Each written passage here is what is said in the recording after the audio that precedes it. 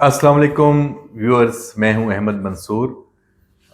12 अक्टूबर की तारीख ख़त्म हो रही है और 13 अक्टूबर कैलेंडर पे आ गई। 15 अक्टूबर को पीटीआई ने इस्लामाबाद में उस मौके पे एहतजाज का ऐलान किया है। और एहतजाज क्या है? सीधा सीधा एससीओ का जो इजलास है उसको सबोताज करना है। जो सियासी कमेटी है उसकी जो तफसील सामने आई है वो आपसे शेयर करेंगे कि पीटीआई के अंदर वाज़े तौर पे इसमें दो धड़े मौजूद हैं। एक धड़ा वाज़े तौर पे ये समझता है कि ये इजलास होना चाहिए, ये पाकिस्तान के लिए है, इसका कोई सियासी मकसद या सियासत की नज़र ये नहीं होना चाहिए और पीटीआई को अपना जो एहतजाज है, अपने मुतालबात हैं, अपने इश्यूज़ हैं, इस मौके से हट के उन पे बात करनी चाहिए। लेकिन जो इंतशारी और फसादी ग्रुप है वो हावी नज़र आ रहा है और पीटीआई की जो क़यादत है, जो अडयाला से लीड होती है या फिर जो बाहर से जिनके ताने बाने हैं, आपको नज़र आ रहा होगा इसमें सोशल मीडिया पे वो अनासर, वो लोग, उनकी पूरी कोशिश है कि ये 15 अक्टूबर का जो ऐलान किया है पीटीआई की सियासी कमेटी ने और शेख वकास अकरम ने और बाकी लोगों ने, इस पे अमल हो। और उनकी पूरी कोशिश है और वो पूरा माहौल बना रहे हैं। उस माहौल बनाने के ऊपर तो हम क्या बात करें, उनका तो काम ही यही है। लेकिन होगा क्या? मैं पहले भी इस पे बहुत बात कर चुका हूँ पिछले 48 घंटों में। मैं आज आपको फिर बता रहा हूँ कि मैंने क्रॉस चेक किया है इंफॉर्मेशन के रियासत का रिस्पांस क्या होगा। तो व्यूअर्स, रियासत का रिस्पांस इस दफ़ा पीटीआई की तवक्कुआत से, उनके ख्वाबों से भी बहुत भयानक होगा। जो उनको डरावने ख्वाब आजकल आ रहे हैं,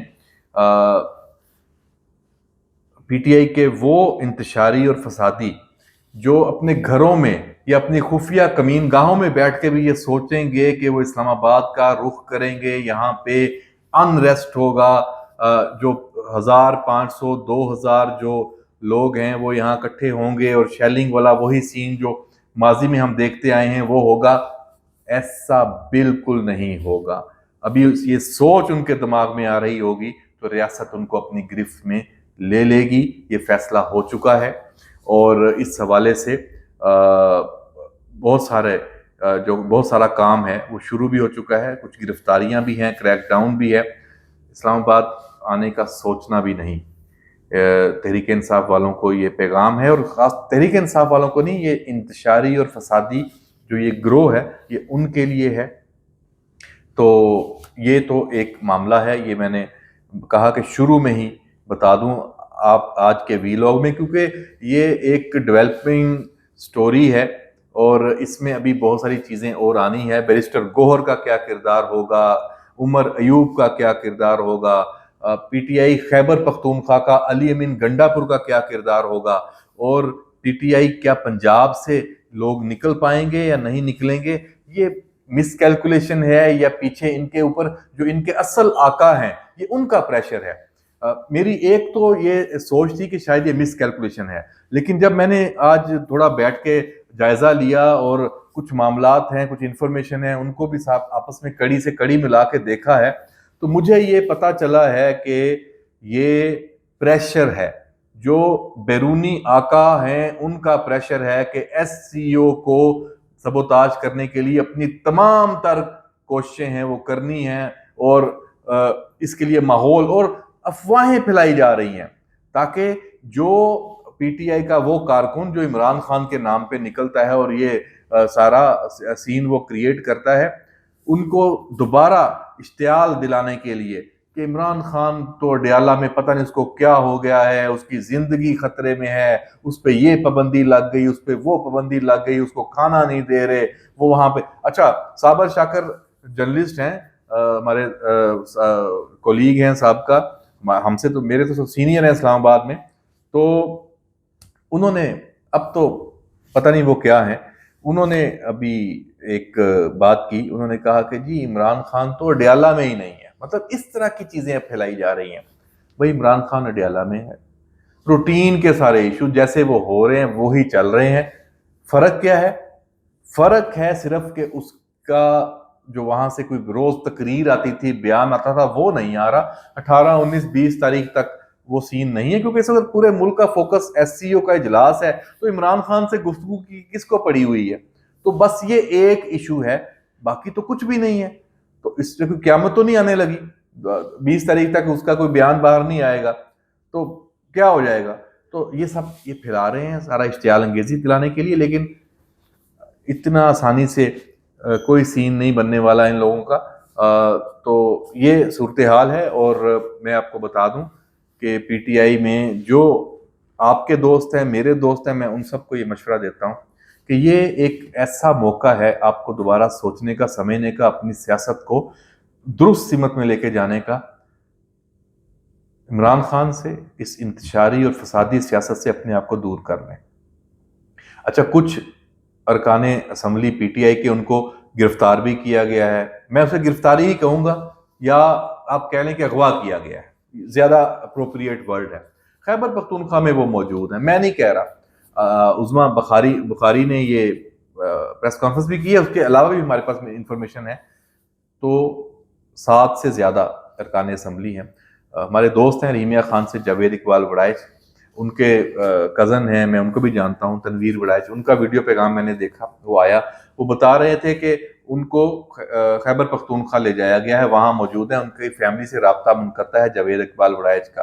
اس طرح خواجہ شیراز ہیں, اسی طرح ایک حاجی امتیاز ہیں. اچھا, ایک حامد میر صاحب نے ایک ٹویٹ کر دیا کہ جی ان کی فیملی, ان کے گھر پہ ملازمین پہ تشدد ہوا ہے اور پتہ نہیں, جبکہ انفارمیشن یہ ہے کہ وہ خیبر پختونخوا میں ہے اور پی ٹی آئی کی قیادت نے ان کو غائب کیا ہوا ہے. تو اس کا کیا مدعا ہے؟ یہ ہے آئینی ترمیم کا, جو آج کے وی لاگ کا ہمارا اگلا ٹاپک ہے. تو ایسے آپ کے اگر جو ارکان اسمبلی ہیں جن پہ آپ کا اعتماد ہی نہیں ہے, ان کو آپ اٹھا کے غائب کر رہے ہیں, تو یہ پارٹی ہے آپ کی, یہ نظریہ ہے عمران خان کا کہ آپ کو زبردستی غائب کرنا پڑ رہا ہے اپنے بندوں کو, کہیں وہ اپنے ضمیر کی آواز پہ, یا وہ یہ سوچ کے کہ یہ چیز درست ہے یہ غلط ہے, وہ ووٹ نہ دے دیں آئینی ترمیم کو, یا کسی بھی ایسی ایکٹیویٹی کو جو پارلیمنٹ میں ہونی ہے.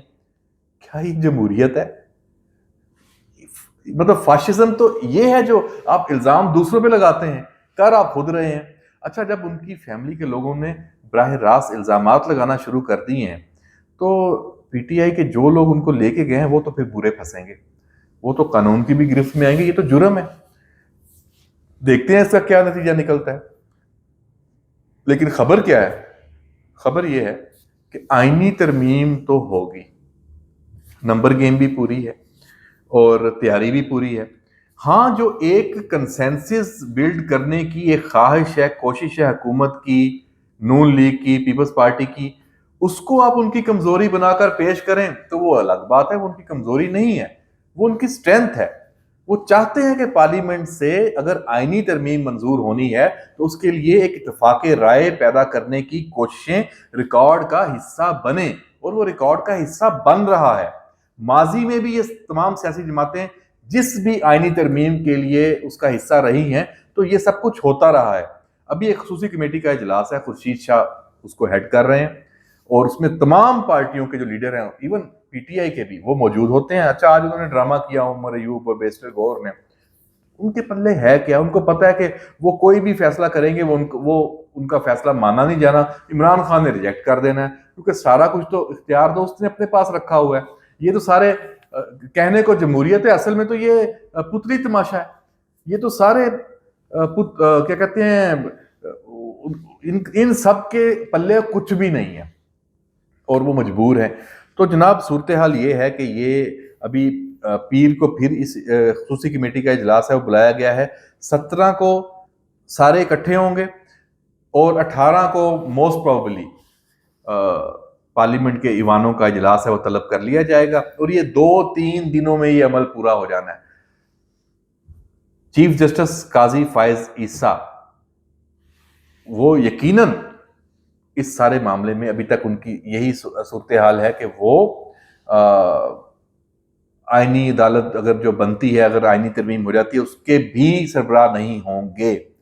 میں یہ سمجھتا ہوں کہ جب قانون بن جائے گا اور پارلیمنٹ سے آئینی ترمیم منظور ہو جائے گی تو پھر قاضی فائز عیسیٰ کے پاس بھی چوائس ہوگی کہ وہ سوچیں اپنے جو اس وقت تک کا فیصلہ ہے اس پہ وہ نظر ثانی کریں۔ نہیں بھی کریں گے تو باقی ججز موجود ہیں۔ ہاں، جو سینئر موسٹ جج ہیں سپریم کورٹ کے جسٹس منصور علی شاہ، انہوں نے چیف جسٹس بننا ہے آج تک کے قانون کے مطابق۔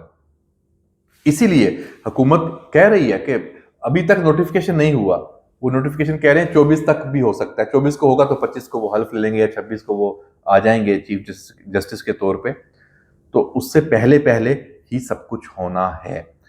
ہاں، یہاں میں ایک بات واضح کر دوں، اگر کسی بھی وجہ سے، امکان نہیں ہے اس کا، کسی بھی وجہ سے یہ آئینی ترمیم نہیں ہو پاتی تو پھر بھول جائیں کہ اس ملک میں کوئی عدالتی اصلاحات ہوں گی،